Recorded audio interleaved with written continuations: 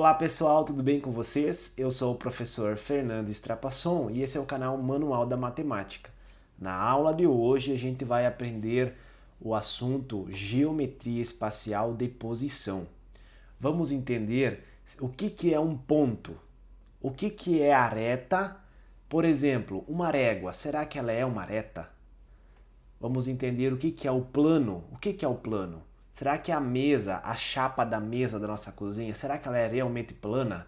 É isso que a gente vai aprender na aula de hoje. Fica comigo até o fim, que a gente vai aprender tudo sobre geometria espacial de posição. Vamos lá. Bom, geometria espacial de posição é a área da matemática que estuda as posições relativas entre formas geométricas presentes no espaço. Então a gente vai estudar como que esses objetos, essas formas, elas se posicionam no nosso espaço, tá bom? É isso que a gente vai entender. Temos três conceitos primitivos, que é o ponto, a reta e também o plano. Os pontos, eles sempre são nomeados com letras maiúsculas do nosso alfabeto. As retas sempre com letras minúsculas. E os planos, eles sempre são nomeados com letras gregas. Aqui tem o beta, poderia ter sido alfa, poderia ser gama. Então, com letras gregas, chamamos e nomeamos os planos. Bom, o que é um ponto? Um ponto é a localização de um objeto. Não tem forma, volume ou área. Não tem nada disso. É só a localização. Esse que é a definição de ponto que a gente está vendo aqui. O que é a reta? A reta são infinitos pontos alinhados, colineares. Então, eles estão na mesma direção, os infinitos pontos, todos alinhadinhos. E a união deles, quando não fica nenhum espaço entre eles, forma a reta. E o plano, então, ele é a união de infinitas retas. Aqui, se a gente for traçando retinhas, ó, imagine que a gente tem infinitas retas aqui e vai traçando elas. Que elas estejam em paralelas a esta reta aqui, ó, na mesma direção dessa daqui, supondo, né? A gente vai traçando várias retas aqui e essas retas elas vão formando esse plano aí. Neste caso eu chamei de plano beta, né? Então, quando não fica nenhum espaço aqui entre as retas, ela forma então o plano, tá bom? Então esses três conceitos primitivos, o ponto, a reta e o plano. Agora vamos ver alguns casos assim do nosso cotidiano e analisar se eles são realmente ponto, reta e plano. Vamos lá. Por exemplo, então, esse objeto aqui que eu coloquei aqui, ó, ele é um ponto? Você pode estar pensando assim, professor, ele é um ponto. Mas na verdade não é, né? Por que ele não é um ponto? Porque se a gente olhar para essa imagem aqui que eu coloquei para vocês, ela tem espessura. Tem um diâmetro essa bolinha que eu coloquei aqui, né? Tem um diâmetro, então não é ponto. Por quê? O ponto tem que ser a localização. A localização. Não pode ter forma, nem área, nem espessura, nem volume, nem nada. E infelizmente isso daqui tem uma espessura, tem uma área.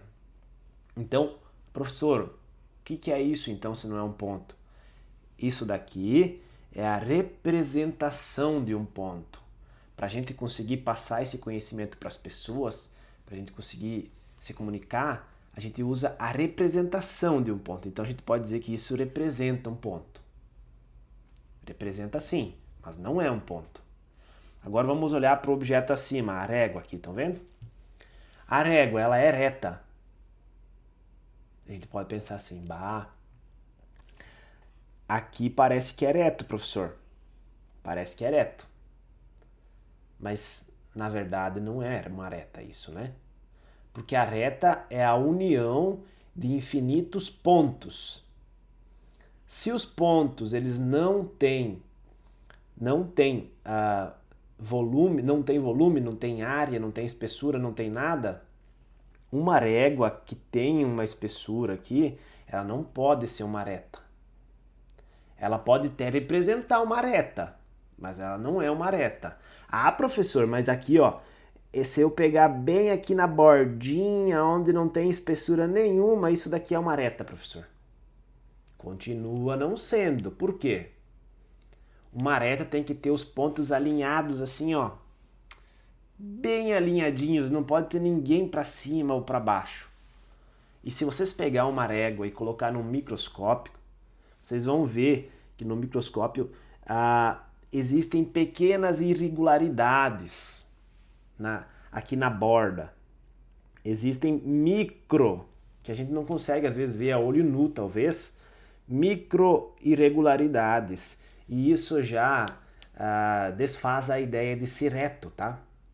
Então, na natureza, assim, a gente não tem nada que seja perfeitamente reto. Tudo vai ter ali um defeitinho, uma fresta, um buraquinho, que daí já destrói a ideia de ser reto, né? De ser uma reta. Então, a reta, ela é meio que utópica, né? Ela existe na nossa mente, a gente consegue entender o que ela é. É uma noção primitiva, mas na natureza, assim, a gente não consegue olhar e encontrar algo que é perfeito, que é reto, né? Talvez em laboratório até seja possível criar algo que seja reto, mas na natureza, assim, a gente não acha, né? Então, olhando para a mesa aqui, para a nossa tampa aqui da mesa. Ah, professor, isso é plano? Vocês podem pensar, provavelmente vocês estavam pensando, a tampa da mesa é reta, né? É plana, perdão, né? É plana. Mas vou destruir a ideia de vocês, por quê? Ela representa um plano, verdade. De novo, representa uma superfície plana, né? Representa. Mas não é 100% plana. Por quê? Porque se eu pegar uma faca e bater aqui em cima da mesa com a ponta da faca, eu já faço um buraco nela, né? Fiz um buraco ali. Pronto. Você tem um buraco ali, já não é mais plana. Entenderam a ideia? Ah, professora, nós mandamos cerar lá e ela veio um monte de ondulaçõezinhas. Pronto, já não é plana. Ah, professor, mas a nossa mesa ela é lixada, ela ficou uma maravilha. Sinto muito. Você pegar um microscópio, vocês vão ver que tem irregularidades ali. Pode não dar para ver assim a olho nu, mas se vocês pegar lá o microscópio, vocês vão ver que tem sim algumas ferpinhas, algumas irregularidades que destroem a ideia de ser plana, tá bom? Então, é algo bem interessante, né, que eu estou tentando instigar vocês a pensar sobre isso e que a gente pode aplicar para muitas outras coisas, objetos no nosso dia a dia, que representam superfícies planas, representam retas, representam pontos, mas na verdade não são mesmo assim, não é a reta, não é o plano, não é o ponto, tá? Bom, se você gostou já dessa introdução que eu fiz para vocês, dessa reflexão, e já desmistifiquei essa ideia de reta, plano e ponto, eu peço que se você ainda não é inscrito, se inscreva aí no canal, que aí quando eu postar novos vídeos interessantes como esse, você vai conseguir receber de primeira mão e vai aprender mais sobre essas coisas de matemática, né? Então vamos lá, vou agora passar então a teoria para vocês, tudo que dá suporte para essa parte de geometria espacial de posição. Então vamos lá. Aqui então nessa página eu tenho tudo assim teórico explicando a base assim teórica da nossa geometria plana e espacial. Então a gente vai lendo com cuidado cada um dos itens e tentando entender isso, tá? É uma parte bem teórica, a gente vai tentando entender, é bem interessante, tá? Vamos lendo os postulados, os axiomas e vamos entendendo as definições. Então vamos lá, vou aproximar aqui para a gente ver. Bom, então a geometria espacial de posição, como eu já falei para vocês, é a área da matemática que estuda posições relativas entre as formas geométricas presentes no espaço. Então os conceitos primitivos são o ponto, a reta e o plano. Existem os axiomas. Então o que são axiomas, professor? Os axiomas, eles são proposições, ou seja, propostas que são aceitas como verdadeiras e não contesta. Não precisa demonstrar, não precisa provar esses axiomas.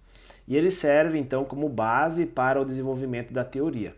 Então são proposições que a gente aceita como verdade e a gente não precisa provar elas. E a partir disso a gente vai construindo teoremas, vai construindo outras coisas, tá? Então, os postulados aqui.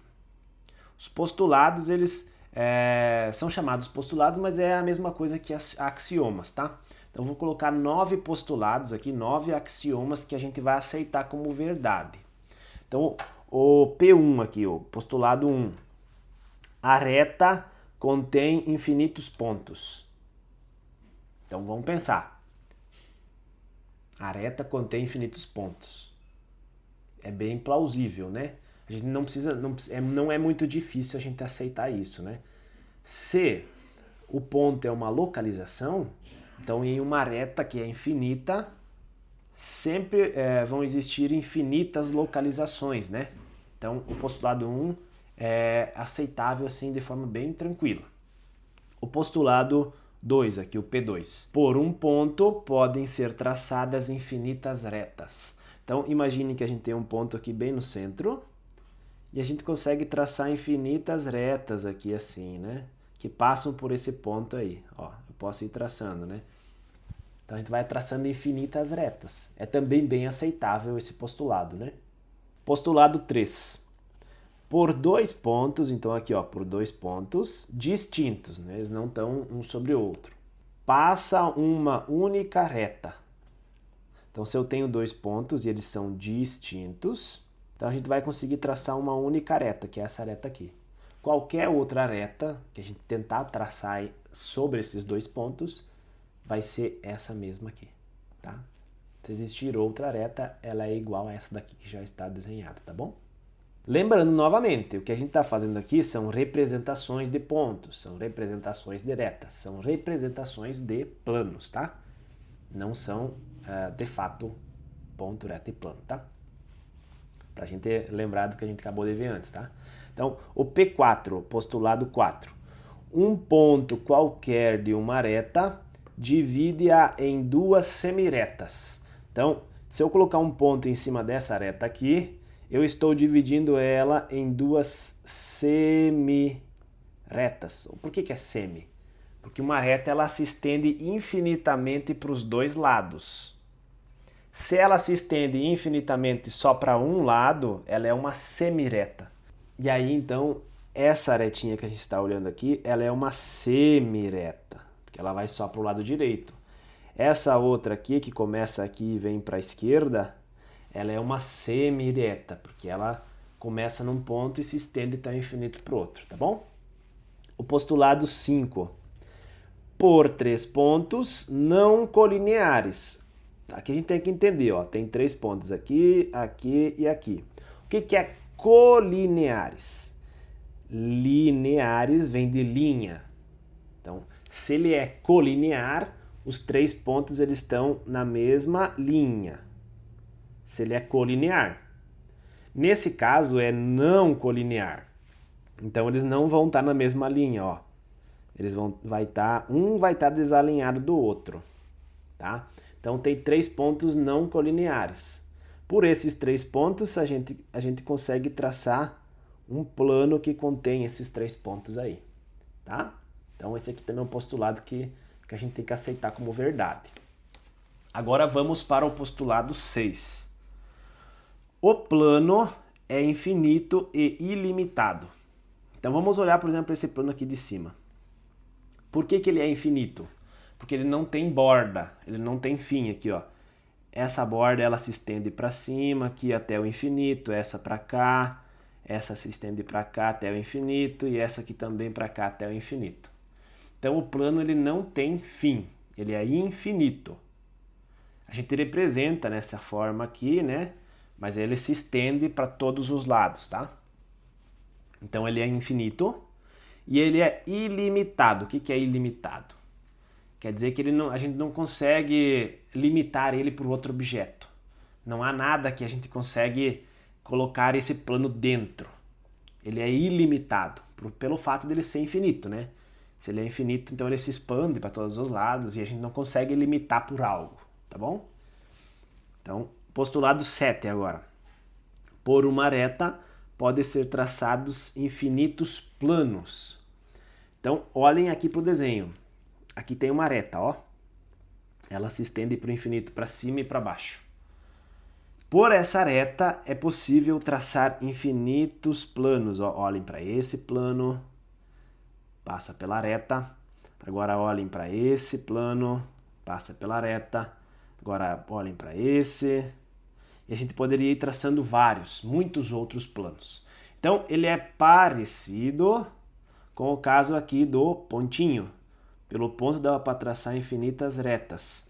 E agora pela reta dá para traçar infinitos planos, tá? Ele tem uma analogia, né?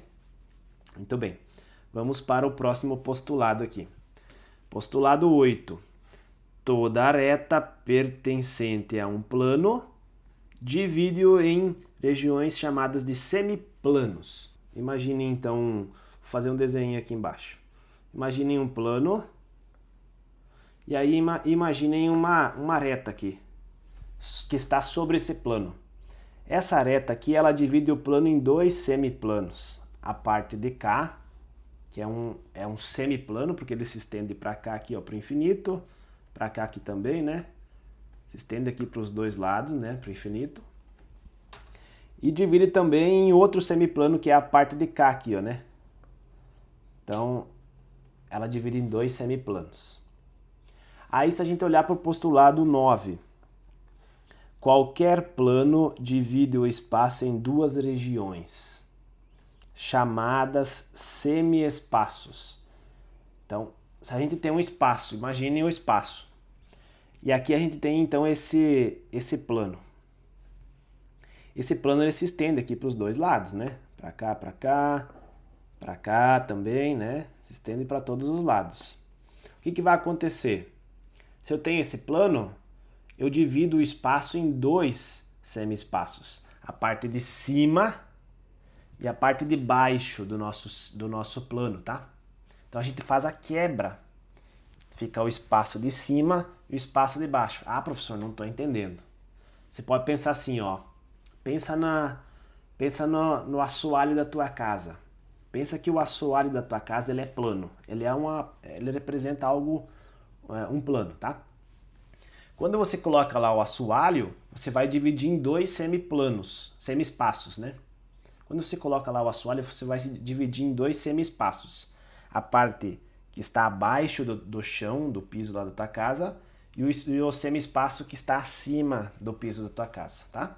Você pode pensar dessa forma, tá bom? Então esses são 9 postulados que a gente aceita como verdade e a partir dele a gente vai criando toda uma teoria, que é a teoria da geometria plana, a teoria da geometria espacial, tá bom? Vamos seguir aqui. Então, a posição relativa entre as retas. Aqui agora a gente vai estudar qual que é o nome, as definições que a gente dá para retas de acordo com a orientação delas, da posição delas. Então, a gente chama de retas paralelas quando elas não possuem um ponto comum e possuem a mesma inclinação. Então, olhem para esse desenho aqui, ó, tá vendo? São duas retas paralelas. Elas andam paralelas e nunca se tocam, nunca se intersectam, tá? Então, elas andam sempre lado a lado. Essa distância aqui, ó, entre a reta, ó, entre as duas, é sempre a mesma. Elas nunca vão se aproximando, tá? Então, por isso que elas não possuem um ponto em comum. E também a inclinação dela é a mesma, tá bom? Então, essa é a definição de retas paralelas. Agora vamos olhar a outra definição aqui, ó, que é chamada de retas concorrentes. As retas concorrentes, então, são retas que elas se intersectam em um momento aqui, ó, que é exatamente nesse ponto aqui, né? Quando elas se cruzam uma vez, né, tem só um ponto em comum, tá bom? Independente do ângulo que elas formam aqui. Independente desse ângulo, se elas se cruzam em um ponto, elas são concorrentes. Chamamos de retas reversas quando elas não se intersectam e não são paralelas entre si. Então imagine meus braços aqui. Imagine que eles estão paralelos, tá? Eles não se encontram, nunca se tocam e eles representam retas. assim eles são retas paralelas. Acontece que quando eu mudo a direção de uma, aqui eu coloco para frente, então eu crio retas reversas. Elas ainda continuam não se tocando, não se cruzam, mas elas não têm a mesma direção, então elas são reversas. Deu para entender com esse exemplo? Tá? Aí, agora, outra definição, retas perpendiculares, quando se cruzam formando 4 ângulos de 90 graus. Então, as perpendiculares são retas concorrentes, porque elas se tocam em um ponto, e mais do que isso, além de ser concorrentes, os ângulos que é formados aqui são de 90 graus. Tá? Aqui, para ser concorrente, tanto faz o ângulo. Mas isso aqui é um caso específico, onde formam 90 graus, então tem um nome particular que é perpendicular. Outra definição são retas ortogonais. O que são retas ortogonais? São retas reversas, que formam um ângulo de 90 graus. Então, são retas que elas tendem a formar um ângulo de 90 graus. Ó. Por exemplo, meus braços aqui, né? Imaginem que elas estão formando um ângulo de 90 graus entre eles, né? Não estão se tocando aqui, ó. Meu braço direito está mais para trás, tá? Então, essas são retas reversas e elas formam um ângulo de 90 graus. Ah, professor, e se elas se tocar? Elas também são ortogonais, só que daí elas são especificamente essas retas perpendiculares aqui em cima, tá bom? Aí, agora a gente pode estudar, além da posição relativa entre as retas, estudar a posição relativa entre os planos agora, tá? Então vamos descer um pouquinho aqui. Vamos analisar entre os planos. Então chamamos de planos coincidentes, dois planos que equivalem a um único plano. Então se eles estão sobrepostos, se os dois planos eles são têm a mesma posição no espaço, então eles vão ser o mesmo plano. E aí eles são coincidentes. Planos secantes, então quando os planos eles se cruzam em um ponto, né, na verdade não vai ser um ponto. Eles vão se cruzar aqui em uma reta, ó. Quando duas retas se cruzam, elas se cruzam em um ponto. Quando dois planos se cruzam, eles se intersectam em uma reta, tá? A intersecção vai ser uma reta. Bom, planos paralelos é uma outra definição. Então são dois planos que nunca se tocam, né? Eles andam sempre na mesma distância, assim, no espaço, com a mesma direção. Planos perpendiculares são dois planos que têm uma reta perpendicular à outra. Então, dentro do plano vertical, tem uma reta que é perpendicular à outra reta que está contida aqui no plano horizontal, né? Então, a intersecção aqui, ela ocorre aqui uma reta perpendicular à outra. Agora, para finalizar essas definições, vamos para a posição relativa entre reta e plano. A gente já viu posição relativa entre duas retas, entre dois planos e agora entre reta e plano. Então a gente chama de reta contida no plano quando todos os pontos de uma reta estão contidos dentro do plano. Então, se essa reta aqui ela está 100% em cima do plano, então essa reta ela está contida no plano. A outra definição, reta secante ao plano. Então é quando uma reta, ela toca o plano só em um pontinho aqui, ó. Essa daqui de cima, ela tocava em infinitos pontos, né? Porque ela estava contida dentro. Essa daqui de baixo não, ó. Ela é uma reta secante ao plano, então ela vai tocar o plano só em um pontinho. E por último aqui, reta paralela ao plano. Então é essa reta que está aqui em cima, ó. Essa daqui. Essa daqui ela é paralela ao plano. Por quê? Porque existe uma reta paralela a ela que está contida dentro do plano. Então, para ela ser paralela ao plano, vai ter uma reta paralela a ela dentro do plano aqui, contida dentro do plano, tá? E por último aqui vamos entender o que é projeção ortogonal. Vamos olhar a definição primeiro. São figuras formadas no plano que resultam da projeção de todos os pontos de outra figura fora dele. Então, é a projeção de outra figura num plano. Então, imaginem que eu tenho um sol sobre a minha cabeça aqui.